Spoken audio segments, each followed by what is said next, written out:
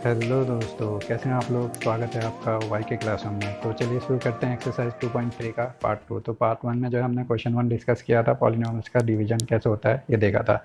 ठीक है, इसके साथ जो है 2.1 एंड 2.2 में जो है हमने क्या देखे थे, बेसिक्स देखे थे पॉलिनॉमियल्स के, जीरोस ऑफ पॉलिनॉमियल्स देखा था। ठीक है, उनके रिलेशन देखे थे कोफिशिएंट के साथ। तो अगर आपने अभी तक नहीं देखा है और आपके बेसिक्स क्लियर नहीं है तो प्लीज़ जाके देखिए, लिंक आपको डिस्क्रिप्शन में मिल जाएंगे। तो चलिए शुरू करते हैं क्वेश्चन 2 से।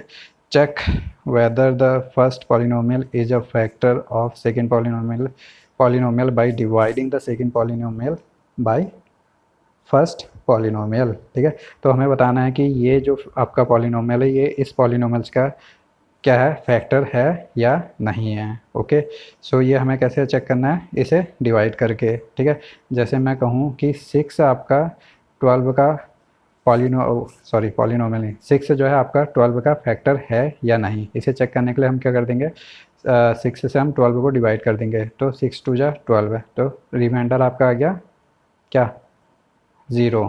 ठीक है, अगर रिमाइंडर 0 आ गया तो इसका मतलब है कि 6 जो है आपका 12 का एक फैक्टर है। ठीक है, 6 के अलावा और भी फैक्टर होंगे बट 6 भी जो है आपका 12 का फैक्टर है। ठीक है, तो सेम कंडीशन हम पॉलिनोमियल से में भी करेंगे, इसे डिवाइड करेंगे। और डिवाइड करना जो है मैंने 2.3 के पार्ट 1 में समझा दिया है। इसके अलावा जो है मैंने एक और वीडियो बनाई है जिसमें केवल मैंने डिवीज़न एक्सप्लेन किया है कि डिवीज़न कैसे होता है। तो अगर आपका क्लियर नहीं है तो प्लीज़ जाके देखिए। ठीक है, तो करते हैं। सबसे पहला स्टेप होता है कि आपका डिविडेंड का पहला टर्म उठा लेंगे, 2t⁴, इसको डिवाइड करूँगा डिवाइजर के पहले टर्म से, t²। ठीक है, तो ये आ जाएगा 2t²। ठीक है, ये कैसे आया ये हमने सब बताया है कैसे डिवाइड होता है। तो इसे मैं लिख दूंगा यहाँ पे 2t² से अब मल्टीप्लाई करूँगा तो ये आ जाएगा 2t⁴, और इससे मल्टीप्लाई करेंगे तो -3×2=6। ठीक है, t²। ओके, क्योंकि ये स्क्वायर वाला टर्म है तो स्क्वायर वाले के नीचे ही लिखेंगे। ठीक है, अब इसे सब्ट्रैक्ट करेंगे तो साइन चेंज हो जाते हैं, ये कट गया आपका, ये आ जाएगा 3t³, ये हो गया +6 -2, तो ये हो जाएगा +4t²। नेक्स्ट टर्म भी उतार लेंगे, माइनस का 9t। ओके, सो अब फिर से हम ये करेंगे, 3t³ को डिवाइड किया मैंने t² से, जो कि आपका आएगा 3t बार जाएगा। ठीक है, तो +3t लिख देंगे। ओके, तो ये हो जाएगा 3t³ और माइनस का 3×3 = 9t।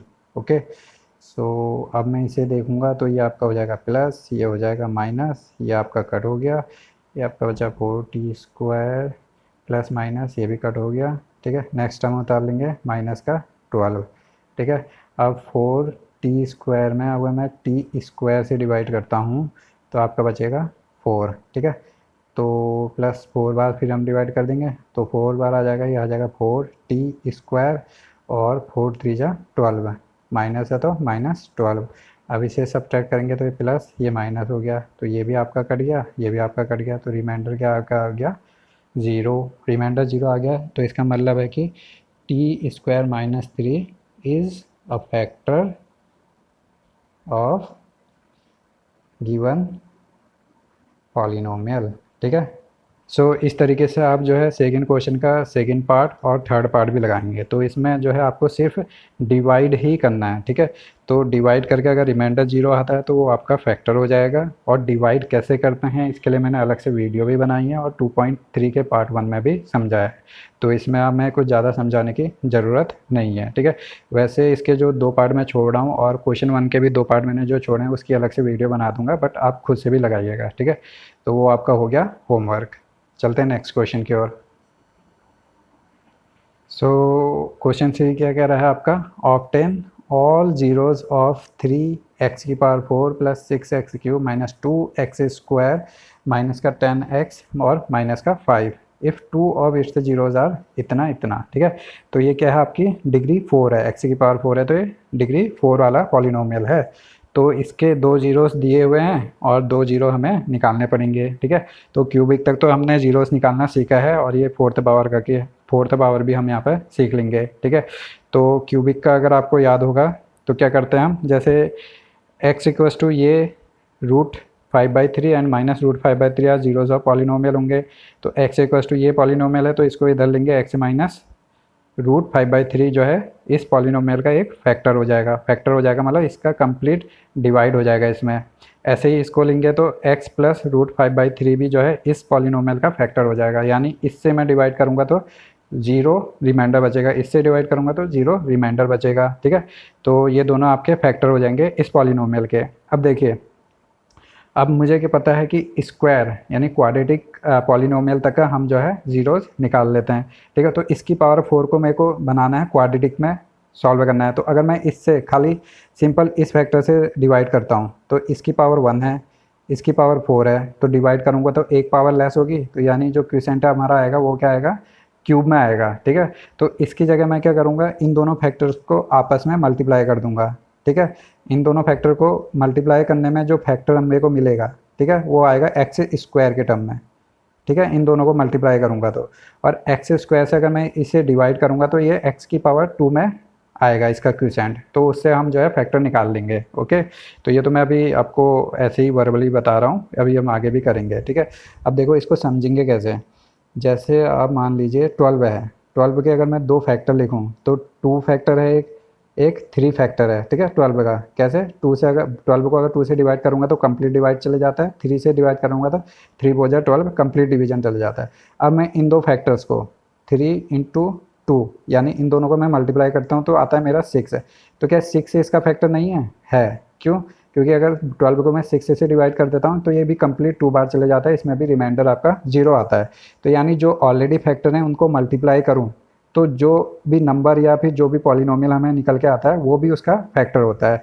तो यहाँ पे भी हम यही करेंगे, ये हमारा एक फैक्टर है, ये दूसरा फैक्टर है, इन दोनों को मल्टीप्लाई करके जो भी मुझे पॉलिनोमियल मिलेगा उससे मैं इसको डिवाइड करूँगा। ऐसा क्यों करूँगा? क्योंकि मेरे को इसकी पावर रिड्यूस करनी है, कहाँ तक का, स्क्वायर तक का। ठीक है, तो चलिए करते हैं आगे।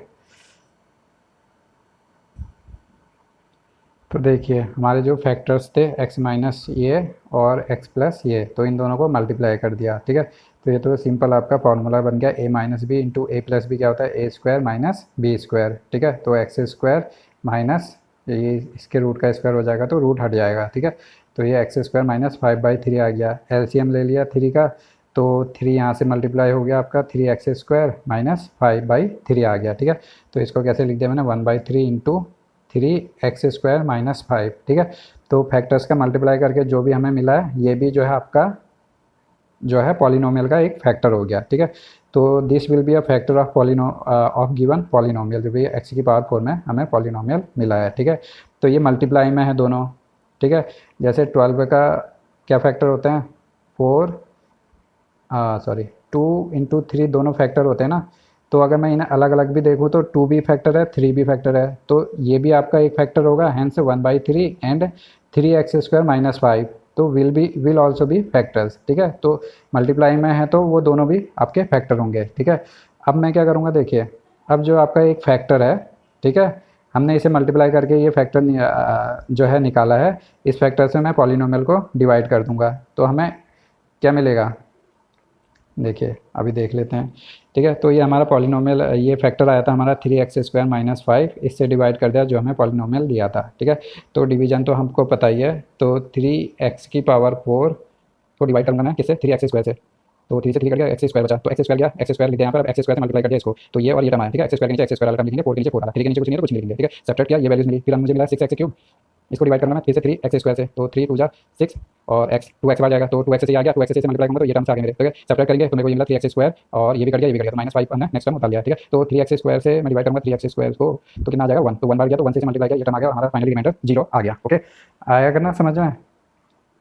तो अब हमें क्वोशिएंट मिल गया है और रिमाइंडर जो हमारा 0 है, तो हम इस पॉलिनोमियल को, ये जो गिवन पॉलिनोमियल है, इसको कैसे लिख सकते हैं, divisor that is 3x square minus 5 multiplied by quotient that is x square plus 2x plus 5। ठीक है, प्लस रिमाइंडर होता है, रिमाइंडर क्या है आपका 0 है। ठीक है, तो इसको मैंने इस फॉर्म में लिख दिया है। ठीक है, अब देखिए ये तो इसी फॉर्म में रहेगा, अब ये हमारा स्क्वायर के फॉर्म में मिल गया है। ठीक है, तो इसको मैं फर्दर ब्रेक कर दूंगा। ठीक है, तो आपका क्वाड्रेटिक को ब्रेक करना मैंने जो है पहले सिखा दिया है। ठीक है, 2.2 में भी मैंने एक्सप्लेन किया था, उससे 2.3 में भी मैंने एक्सप्लेन किया हुआ है।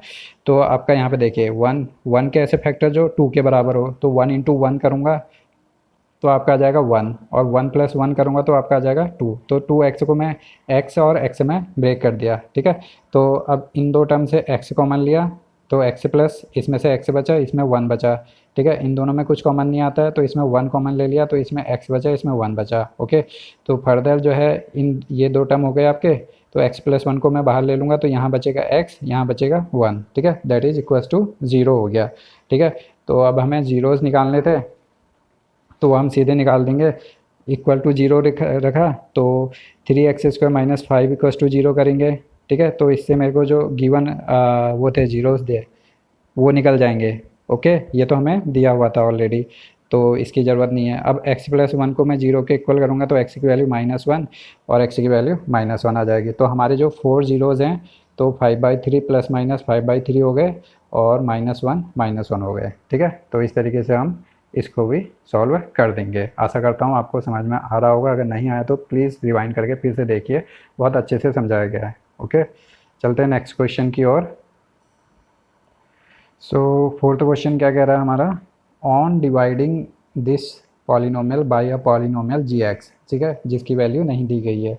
The quotient and the remainder were x - 2 and 2 - 2x + 4 respectively, find g(x), ठीक है। तो प्रीवियस क्वेश्चन में हमें क्या दिया रहता था, दोनों पॉलिनोमियल्स दिए रहते थे और क्विसेंट और रिमाइंडर हमसे पूछा था, ठीक है। अभी आपको डिविडेंड दिया है, ठीक है, डिविडेंड दिया है और आपका डिवाइजर पूछा गया है, डिवाइजर क्या होगा, ठीक है। बाकी आपको क्विसेंट और रिमाइंडर भी दिए हैं, ठीक है। तो ये आपका हो गया px, कैसे लिखते हैं हम px को, gx into quotient qx plus remainder, ठीक है। तो ये आपका हो गया dividend, that is x³ - 3x² + x + 2, ठीक है, इक्वल्स टू gx हमें फाइंड आउट करना है। ये आपका हो गया क्यूसेंट x - 2 और ये आपका रिमाइंडर प्लस रिमाइंडर -2x + 4 हो गया, ओके। तो अब हम क्या करेंगे, ये जाले रिमाइंडर को जो है इस साइड भेज देंगे, ठीक है। तो ये मेरा टर्म पूरा उतार दिया, x³ - 3x² + x + 2 तो आ गया, -2x को इधर भेजूँगा तो +2x हो जाएगा, +4 को इधर भेजूँगा तो -4 हो जाएगा, equals to gx into x - 2, ऐसा ही है, ठीक है। इसे फर्दर जनरलाइज करेंगे तो ये x³ आ जाएगा, -3x² आ जाएगा, x के दो टर्म है, x 2x और x, ठीक है, 2 1 3x हो गया, ठीक है। -4 + 2 कितना हो जाएगा, -2 हो गया, ठीक है, इक्वल्स टू gx का gx हो गया मल्टीप्लाई बाई x - 2 हो गया, ठीक है। तो अब ये यहाँ मल्टीप्लाई में है तो इसे इस साइड भेजूँगा तो कहाँ जाएगा, डिवाइड में आ जाएगा, ठीक है। तो gx इक्वल्स टू कितना हो जाएगा, ये जो आपका पूरा टर्म है डिवाइडेड बाई x - 2, ठीक है। यहाँ इसके साथ मल्टीप्लाई में था तो इस साइड भेजा तो आपका x - 2 डिवाइड में आ गया, ठीक है। तो अब हमें क्या करना है, इस पॉलिनोमियल को डिवाइड करना है x - 2 से। तो ये तो हम 2.3 से करते हुए आ रहे हैं और इतने बार कर लिया है कि अब तो ये आसानी से हो जाएगा, ठीक है। तो चलिए करते हैं, डिवाइड करेंगे तो हमें gx की वैल्यू सिंपल मिल जाएगी, ठीक है। तो x - 2 से डिवाइड करने के लिए सबसे पहला टर्म ले लेंगे x³ को डिवाइड करूँगा x से, तो x² आ गया, ये लिख दिया। तो इस x² से इनको मल्टीप्लाई करेंगे तो ये आ गया, सब्ट्रैक्ट किया तो -x² बचा प्लस 3x बचा, उठा लिया, ठीक है। अब इसको मैंने डिवाइड किया फिर से x से तो -x आया, इसको मैंने लिख दिया क्वेश्चन में, ठीक है। फिर मल्टीप्लाई किया, ये टर्म्स आए, माइनस किया तो ये बचा, फिर नेक्स्ट टर्म -2 जो है मैंने उठा लिया, ठीक है। तो फिर से मैंने अब देखिए x - 2 हो गया, अब x में डिवाइड करूँगा x से तो 1 बार जाएगा, ठीक है। तो 1 से ये करें तो x - 2 आ गया, तो रिमाइंडर आपका आ गया 0। सो gx की वैल्यू क्या आ गई हमारी, x² - x + 1 जो हमारा क्यूसेंट है, ठीक है। तो ये टर्म्स को मैं जब x - 2 से डिवाइड करता हूँ तो हमारा आता है x² - x + 1, वही हमारी वैल्यू है gx की। सो फिफ्थ क्वेश्चन आपका काफ़ी यूनिक क्वेश्चन कह सकता हूँ, सिंपल मतलब स्ट्रेट फॉरवर्ड नहीं है, तो इसमें आपको थोड़ा अपने से समझना पड़ेगा क्योंकि आपको एग्जाम्पल देना है, ठीक है। सॉल्यूशन करना ईजी है, क्वेश्चन बनाना या फिर एग्जाम्पल देना थोड़ा टफ पड़ जाता है, ठीक है। तो करते हैं, देखते हैं इसे क्या कह रहा है fifth question. Give example of polynomials px, gx, qx and rx, ठीक है। तो ये आपका डिविडेंड, डिवाइजर और क्यूसेंट एंड रिमाइंडर, ये सब टर्म हो गए विच सेटिस्फाई द डिवीजन एल्गोरिथम। तो अभी तक हमें जो है टर्म्स दिए जा रहे थे, पॉलिनोमियल से दिए जा रहे थे और जो हमें सिंपली डिवीजन करना था और जो कि कुछ नहीं है, बहुत सिंपल है, ठीक है। अभी हमने जो है एग्जाम्पल खुद से देने हैं, ठीक है, इस कंडीशन के साथ, और जो है हमारी डिवीजन एल्गोरिथम को सेटिस्फाई करे। तो पहली कंडीशन है कि डिग्री ऑफ px, ठीक है, डिविडेंड की डिग्री किसकी डिग्री के बराबर होनी चाहिए, gx नहीं qx, क्यूसेंट की डिग्री के बराबर होनी चाहिए। डिग्री तो आपको पता ही होगा ना, जैसे आपका px से मैं ले लूँ एक्स स्क्वायर प्लस 2 ले लूँ तो इसकी डिग्री कितनी है 2 है, क्योंकि एक्स की मैक्सिमम पावर क्या है 2 है।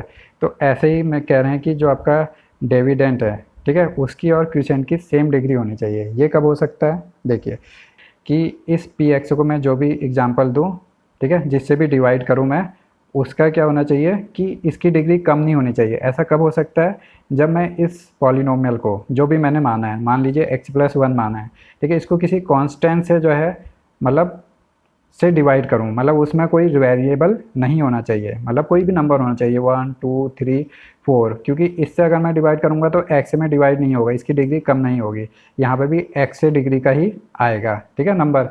तो सबसे सिंपल एग्जांपल क्या दे सकता हूँ मैं, लीनियर पॉलिनोमियल लूँ और सबसे इजी नंबर क्या होता है 1 से डिवाइड कर दो। तो हमें तो सिर्फ एग्जांपल देना है जहाँ पर पी एक्स की डिग्री और क्यू एक्स की डिग्री क्या हो, सेम हो, ठीक है। तो सबसे इजी जो है हम एग्जांपल ले लेते हैं। मैंने मान लिया पी एक्स आपका x+1 है, ठीक है।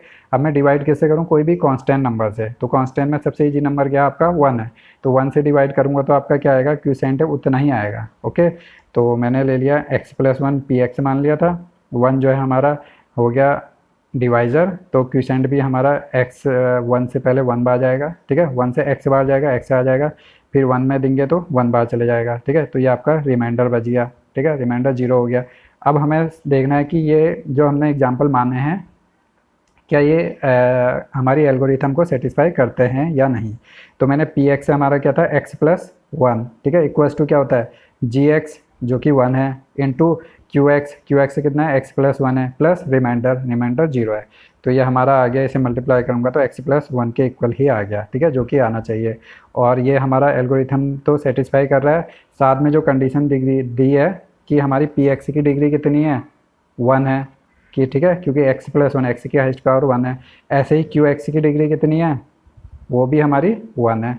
तो ये हमारी दोनों कंडीशन सेटिस्फाई करता है, ठीक है। तो चलते हैं सेकंड क्वेश्चन की ओर। तो सेकंड कंडीशन क्या दी है हमारी, डिग्री ऑफ क्यू एक्स, यानी आपका क्वोशिएंट की जो डिग्री है वो रिमाइंडर की डिग्री के बराबर होना चाहिए, ठीक है।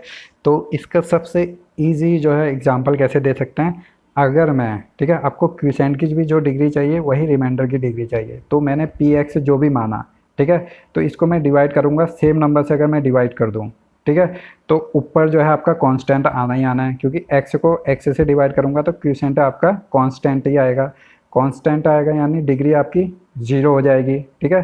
डिग्री 0 क्यों है, क्योंकि यहाँ पर कोई x का टर्म नहीं है, ठीक है, x की पावर 0 है, इसलिए इसकी डिग्री 0 है। और अगर मैं इसको इसी से डिवाइड कर रहा हूँ तो रिमाइंडर तो मेरा आना ही नहीं है, ठीक है, रिमाइंडर मेरा क्या हो जाएगा 0 हो जाएगा। तो रिमाइंडर 0 हो जाएगा तो यानी यहाँ पे भी x का कोई टर्म नहीं है, x की पावर 0 है, तो इसकी डिग्री भी 0 आ जाएगी।